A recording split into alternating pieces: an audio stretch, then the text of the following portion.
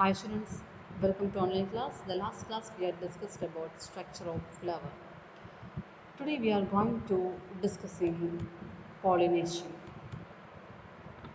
You know about pollination. See, you know that reproductive flowering plants that includes three processes. But here it is written two processes. Two or three processes we already discussed in the first class.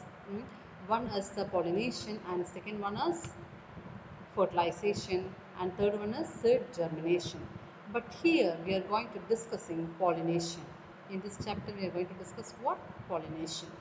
So what is pollination? Pollination is the act of transferring pollen grains from the male anther of a flower to the female stigma. The goal of every living organism, including plants, is to create offspring for the next generation. One of the ways that plants can produce offspring is by making seeds. Seeds contain the genetic information to produce a new plant. So, flowers are the tools that plants use to make their seeds. Clear? Seed can only be produced when pollen is transferred between flowers of the same species. A species is defined a population of individuals capable of interbreeding freely with one another, but because of geographic, reproductive, or other barriers, they do not interbreed with members of other species. So this is pollination. See, so what is pollination?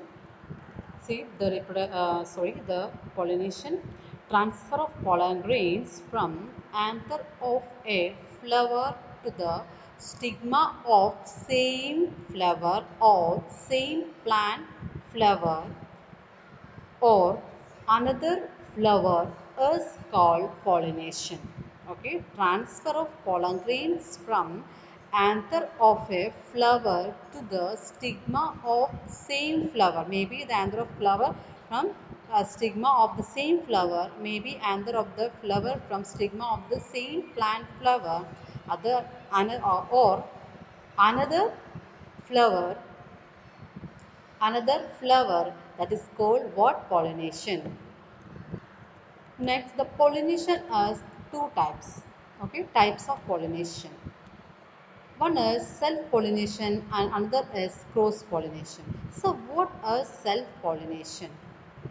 You have any idea about this self-pollination and cross-pollination? Okay, let us see.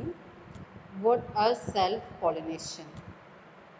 Self-pollination means when the pollen grains are transferred from the anther to the stigma of the same flower or same plant flower is known as self-pollination. Is it clear? Self-pollination means what? Transfer of pollen grains from anther to stigma of same flower or same plant flower is known as what? Self-pollination. Is it clear? Maybe the same flower, otherwise same plant, another flower. Okay, that is known as what? Self-pollination. And next is cross-pollination. So what is cross-pollination?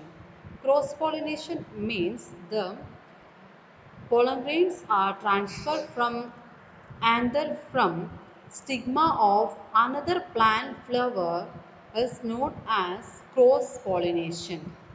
Clear? Cross-pollination means what? Pollen grains of anther, pollen grains from anther to stigma of another plant flower. Okay, not a same plant flower, another plant flower, that is known as what? Cross-pollination. Is it clear? The self-pollination and cross-pollination?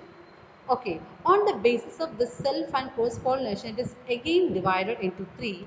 That is, see that autogamy, second is genetogamy, and third one is allogamy. So what is this autogamy, genetogamy and allogamy? Autogamy means the pollen of a flower may be fall its stigma itself on stigma, that is known as what? Autogamy. So what is autogamy? The pollen of a flower may be fall on its stigma by itself, which is known as what? Autogamy. So what is this genotogamy? Which means the pollen of a flower maybe falls on the stigma of a flower on the same plant flower. What? Same plant flower, that is known as what? Genotogamy. And third one is allogamy. Allogamy means the pollen of a flower may be fall on another plant flower, that is known as what? Allogamy. Is it clear? Yes, I hope all of you understood this all. Yes, thank you.